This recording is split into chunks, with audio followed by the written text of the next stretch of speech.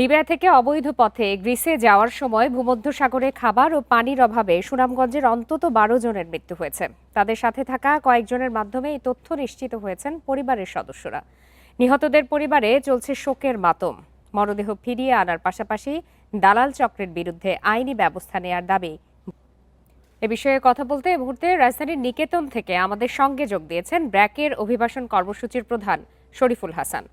জনাব শরীফুল হাসান, আপনাকে স্বাগত জানাচ্ছি ইন্ডিপেন্ডেন্ট টেলিভিশনে। আপনার কাছে প্রথমে একটু জানতে চাই যে সাগর পথে মানব পাচারের সিন্ডিকেট বাংলাদেশে আসলে কতটা সম্প্রসারিত, কারণ আমরা তো মাঝে মাঝে এই ধরনের ঘটনার পুনরাবৃত্তি দেখতে পাই। ধন্যবাদ। মানে আপনি যখনই কোনো এরকম একটা ঘটনা ঘটে, হঠাৎ করে হয়তো ২০-২২ জন মারা যায় বা লাশ উদ্ধার হয়, ২৬ জন পরে, তখন আপনি আমাদের, যখন যে সরকার ক্ষমতায় থাকে তাদের পক্ষ থেকে এরকম কিছু কথা শুনবেন যে আমরা পাচারকারীদের ধরবো বা আমরা করব। আপনি তারপরে আর মানে অতীতের এই ঘটনাগুলো যদি ফলো আপ করেন, শেষ পর্যন্ত আসলে কিছুই হয় না। বরং যেটা হয়, বাংলাদেশ এই মুহূর্তে সারা পৃথিবীর মধ্যে শীর্ষে ১ নম্বরে, যেই দেশগুলো থেকে সবচেয়ে বেশি ভূমধ্যসাগর পাড়ি দিয়ে ইউরোপে যাওয়ার চেষ্টা করে। দেখেন, সিরিয়া না, আফগানিস্তান না, ইরান না, ইরাক না, এই দেশগুলোর মানুষ তাদের জীবন বাঁচাতে তারা সাগরপথ পাড়ি দিয়ে ইউরোপে ঢোকার চেষ্টা করে। বাংলাদেশে তো কোনো যুদ্ধ চলছে না। গত ১ দশক ধরে বাংলাদেশ সব সময় প্রথম হচ্ছে। এরকম প্রায় প্রাণহানির ঘটনা, আটকের ঘটনা ঘটছে। প্রায় ১ লাখ মানুষ গত ১৬-১৭ বছর এভাবে গিয়েছে। শুধু গত বছরই প্রায় ২১,০০০ মানুষ গিয়েছে। এই যে নিয়মিত ঘটনা ঘটছে, আমি দেখছিলাম সরকারের পক্ষ থেকে যদি বলা হয় আমরা পাচারকারীদের ধরবো, আন্তর্জাতিক আইনও করবো, আসলে মূল পাচারকারীরা কিন্তু বাংলাদেশে বসে নেই। মূল পাচারকারী চক্র তারা হয়তো লিবিয়াতে বা গ্রিসে বা ইতালিতে বসে এই কাজগুলো করছে। বাংলাদেশে এরকম ঘটনার পর যাদেরকে ধরা হয়, তারা হচ্ছে আসলে রিপ্লেসেবল লোকাল দালাল, যারা শেষ পর্যন্ত কারা হতা তারা আসলে জানে না। কিন্তু আপনি যদি আসলেই ধরতে চান, তাহলে আপনাকে করতে হবে যে কোথায় টাকাগুলো যাচ্ছে, তাদেরকে জিম্মি করার পর কোথায় পেমেন্ট করা হয়, এবং আন্তর্জাতিক যদি কাজ করার চেষ্টা করা হয়, এটা অসম্ভব নয়। কিন্তু সরকারকে আসলে সেই সদিচ্ছা নিয়ে সেই লড়াইটা করতে হবে। এটা ঘটনা ঘটলো আর ২, ৪, ৫ দিন কাউকে অ্যারেস্ট করলাম এর বিষয় না। আপনি দেখেন, এই যে যে মানুষগুলো যাচ্ছে, এটা সারা বাংলাদেশের কিন্তু নয়। সুনামগঞ্জ, হবিগঞ্জ, মাদারীপুর, শরীয়তপুর, এরকম ৬-৭টা জেলার লোক গত ১ দশক ধরে যাচ্ছে। আমরা বারবার বলার চেষ্টা করছি, এটা দেখুন, বাংলাদেশ ১ নম্বর, এটা তো লজ্জার হওয়া উচিত, অসম্মানের হওয়া উচিত, তো গর্বের কিছু নয়। তাহলে সেই ফাইটটা করার জন্যে আমাদের স্বরাষ্ট্র, পররাষ্ট্র, প্রবাসী কল্যাণ সবাই মিলে যে যুদ্ধটা করার, এবং আরেকটা জিনিস এখানে জরুরি, যারা যাচ্ছে, আজকে হয়তো আপনি সুনামগঞ্জের পরিবারগুলোতে আহাজারি দেখছেন, তো যারা যখন যায়, সেই পরিবার তারা স্বজন কিন্তু জানে যে এইভাবে যেতে হবে।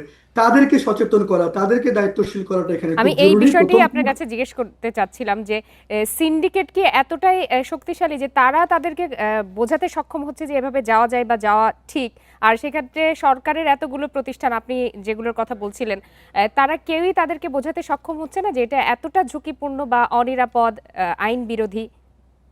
আপনি আপনি social media, WhatsApp, Facebook group খুললে আপনি শত শত গ্রুপ পাবেন যেখানে পাচারকারীরা বলছে অমুক দিন আমাদের একটা বোট সাকসেসফুলি পৌঁছাইছে, যারা যোগ দিতে যাও তারাই হোয়াটসঅ্যাপ নাম্বারে যোগাযোগ করো।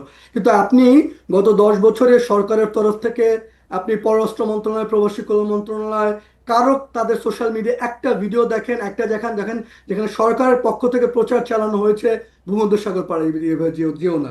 সরকারের পক্ষ থেকে এই পাচারকারী চক্রকে আইডেন্টিফাই করার চেষ্টা করেছে। আপনি পররাষ্ট্র, প্রবাসী কল্যাণ মন্ত্রণালয়ের একটা ক্যাম্পেইন দেখেন যেখানে একটা ভিডিও তাদের আছে গত ১০ বছর ধরে। এই যে যে চেষ্টাগুলো আমরা হয়তো বেসরকারি পর্যায় থেকে বা সিভিল সোসাইটির চেষ্টা করছি, কিন্তু এই যেটা আপনি বললেন, পাচারকারীরা এত সক্রিয়, তারা এমন একটা ছবি দেওয়ার চেষ্টা করে যে আপনি ইউরোপে গেলেই আপনার সমস্ত সমস্যার সমাধান, আপনি অনেক আয় করবেন। তাদের ওই মেসেজগুলো তখন তাদের সত্যি মনে হয়, তারা জানেই না, যতক্ষণ পর্যন্ত তারা জিম্মি না হয়, টর্চার না হয়, ততক্ষণ তারা জানেই না এটা একটা ছোট্ট বোর্ড। জি, দেখেন যেই জনাব বোর্ডগুলোতে শরীফুল হাসান, আপনার তো এই বিষয়ে দীর্ঘ অভিজ্ঞতা রয়েছে। আপনার কাছে একটু পরামর্শ জানতে চাই যে এই সিন্ডিকেট, দেশীয় বা আন্তর্জাতিক এই সিন্ডিকেট কি সবাই মিলে ভাঙার কোনো সুযোগ আছে কিনা বা নিয়ন্ত্রণের কোনো সুযোগ আছে কিনা? অবশ্যই সুযোগ রয়েছে। দেখেন, সেজন্য এক বিষয়গুলো জানতে হবে। সরকারের পক্ষ থেকে যখন কেউ বলা হয় সুস্থ হলে আমরা ফেরত নিয়ে আসবো, অসম্ভব। আমি নিজে বিভিন্ন মাস দুয়েক আগে ইউরোপের বিভিন্ন ডিটেনশন সেন্টারে কথা বলেছি।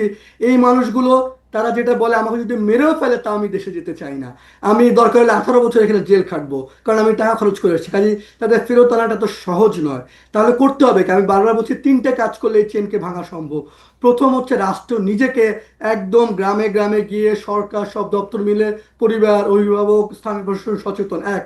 দ্বিতীয়ত আমাদের যেটা করতে হবে, আমাদের ঘটনা ঘটলো আর আইন শৃঙ্খলা রক্ষাকারী বিচ্ছিন্ন অভিযান চালালো তা না, সারা বছর জুড়ে কারা পাচার করছে, কোথায় অর্থের লেনদেন হচ্ছে, আমাদের আইন শৃঙ্খলা রক্ষাকারী সমস্ত দপ্তরগুলো একটা সমন্বিত বছর জুড়ে অভিযান, ডিজিটাল ডেটাবেজ করতে হবে।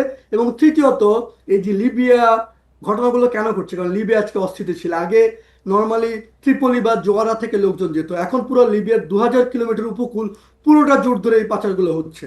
তো কাজেই সেই জায়গাগুলোর জন্য করতে হলে আমাদের আন্তর্জাতিকভাবে এই দেশগুলো মিলে, ইন্টারপোল সবার সাথে মিলে যদি আমরা কাজ করার চেষ্টা করি, এবং আমি আবারও বলি, মাদক চোরাচালান, মানব পাচার, এইগুলোতে আপনি 2-4 জনকে গ্রেপ্তার করে সমস্যার সমাধান হয়। এখানে মানি ফ্লো কোথায়, জনাব চার শরীফুল যায় হাসান, একটু সংক্ষেপে জানতে চাই যে যারা এইভাবে অবৈধ পথে যাচ্ছেন, তারা কিন্তু তাদের সর্বস্ব বিক্রি করে অনেক ক্ষেত্রে ধার দেনা করে যাচ্ছেন, কিন্তু তাদেরকে কেন বোঝানো যায় না যে সেই অর্থ দিয়ে দেশেই অনেক ভালো কিছু করা সম্ভব?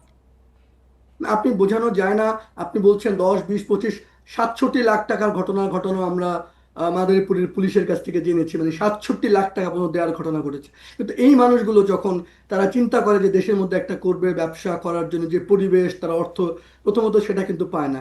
আর আমরা গত 15, 20, 25 বছরে এমন একটা পর্যায়ে নিয়ে গেছি, আপনি দেখবেন একদম শিক্ষিত মানুষজন তারা ভাবছে আমি কানাডা, অস্ট্রেলিয়া চলে যাব, আরেক দল ভাবছে আমি ইউরোপ পাড়ি দিয়ে চলে যাব, আরেক দল ভাবছে আমরা মধ্যপ্রাচ্যে চলে যাব, সবাই ভাবছে বাংলাদেশ ছাড়া মানববোধের সফলতা।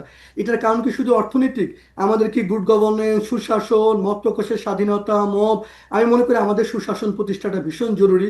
কারণ মানুষজন কেন সবাই মিলে দেশ ছাড়তে চায় এত ঝুঁকি নিয়ে? 6000 কিলোমিটার দূরে লিবিয়া, সিরিয়া, আফগানিস্তান, ইরাকের লোককে তাদেরকে পাড়ি দিয়ে বাংলাদেশ প্রথম হচ্ছে। এইটা শুধু জি। আসলে সংকটটা যতটা গভীর, সমাধানের উদ্যোগটা রাষ্ট্রের পক্ষ থেকে সবাই মিলে সেই রকম যদি আমরা চেষ্টা কয়েক বছর ধরে করি, নিশ্চয়ই চক্র ভাঙা সম্ভব। জি, জনাব শরীফুল হাসান, আপনাকে অনেক ধন্যবাদ আপনার মূল্যবান মতামতের জন্য।